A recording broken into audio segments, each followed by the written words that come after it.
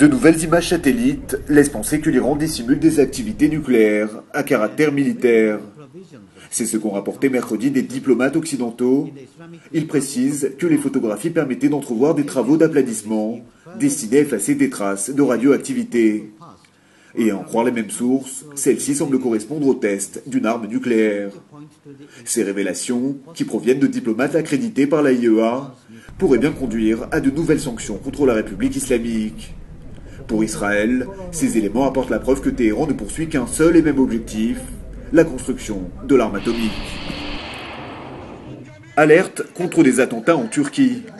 D'après des informations relayées par plusieurs médias locaux, les services secrets du Mossad auraient informé leurs homologues turcs de l'imminence d'une attaque terroriste contre des cibles israéliennes.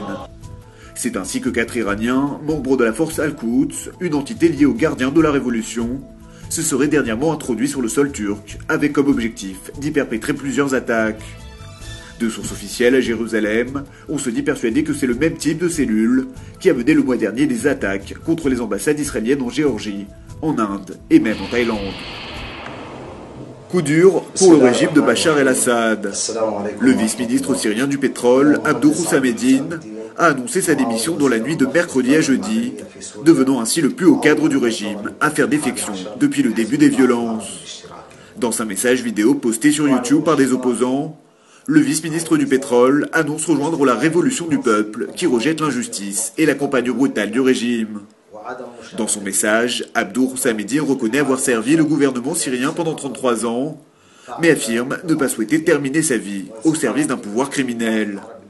D'après un tout dernier bilan fourni par les Nations Unies, 8500 personnes ont trouvé la mort en Syrie depuis le début de la révolte contre le clan Assad. C'est peut-être le premier acte politique fort des Palestiniens depuis qu'ils sont devenus membres à part entière de l'UNESCO. Jeudi, ils ont officiellement demandé à l'organisation onusienne le droit de gérer de façon autonome une vingtaine de sites religieux, historiques et culturels, tous situés dans leur juridiction territoriale. En tête de liste, la célèbre église de la Nativité à Bethléem, qui pourrait être référencée prochainement comme propriété de la Palestine. L'UNESCO, en particulier la Commission de l'héritage mondial, étudiera prochainement cette demande qui ne devrait pas rencontrer d'obstacles majeurs. C'est une certitude, la récession économique ne touche pas tout le monde. Comme chaque année, le célèbre magazine Forbes dévoile son classement des plus grandes richesses de la planète.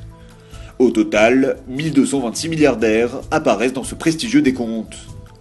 Aux côtés du Mexicain Carlos Slim Helú, l'homme le plus riche du monde, avec une fortune estimée à 69 milliards de dollars, on retrouve pour la première fois le fondateur de Facebook, Mark Zuckerberg, qui à seulement 27 ans accumule déjà 17 milliards de dollars. Le magazine Forbes classe également 13 Israéliens. Avec 6 milliards de dollars de réserve, le plus riche d'entre eux se nomme Idan Ofer. On retrouve également l'homme d'affaires Benny Steinmetz et la patronne de la banque Apoalim, Shari Harrison.